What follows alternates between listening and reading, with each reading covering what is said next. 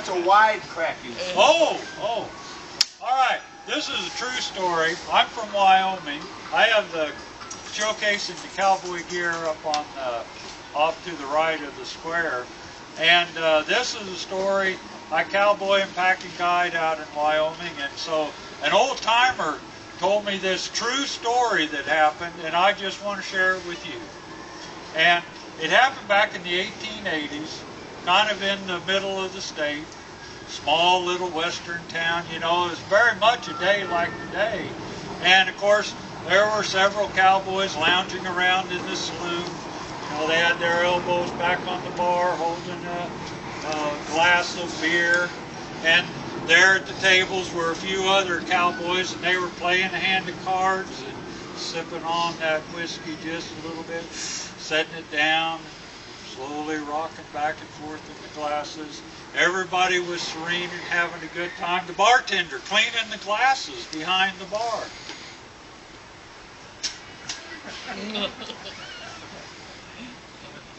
When all at once, an old gentleman came busting through the batwing doors into the saloon and stood right in the middle, and he said, "Hi, everybody, Yukon Jack's coming to town." Everybody's eyes got big as silver dollars. They looked at each other for just a minute, and then everybody was gone out of the saloon. I mean, there were just papers floating down to the ground when it was empty.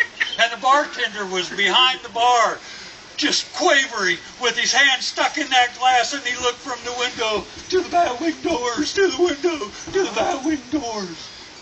Out in the street, nobody could be found. Everybody was gone. You might see a face quickly look out a window and then duck back. Not a sound was being made. But if you stood right in the middle of the street and were real quiet, you might start hearing something.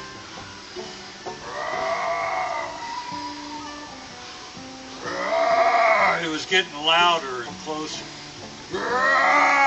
Finally, clear at the end of the street, just turning the corner coming down the street, was a grizzly bear. A grizzly bear with one rope tied around his lower jaw going back to a saddle on his back.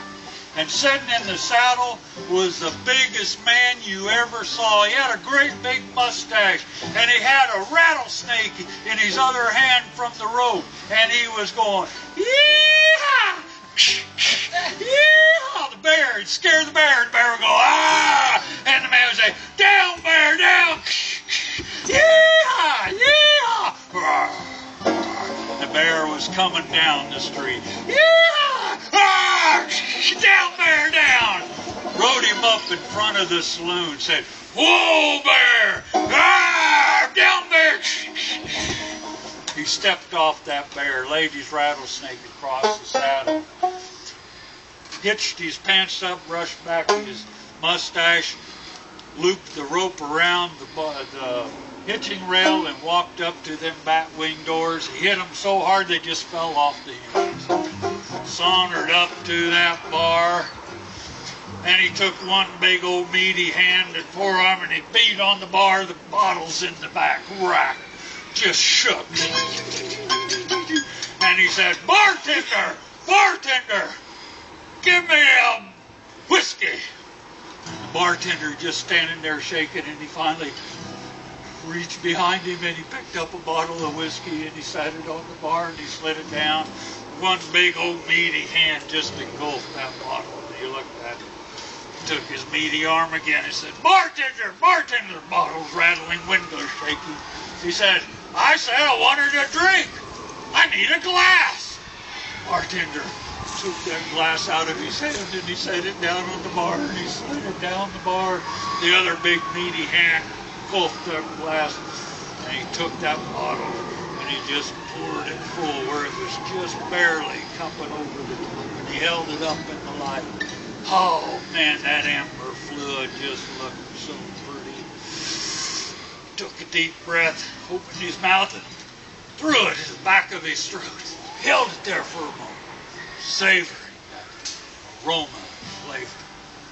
And then he swallowed.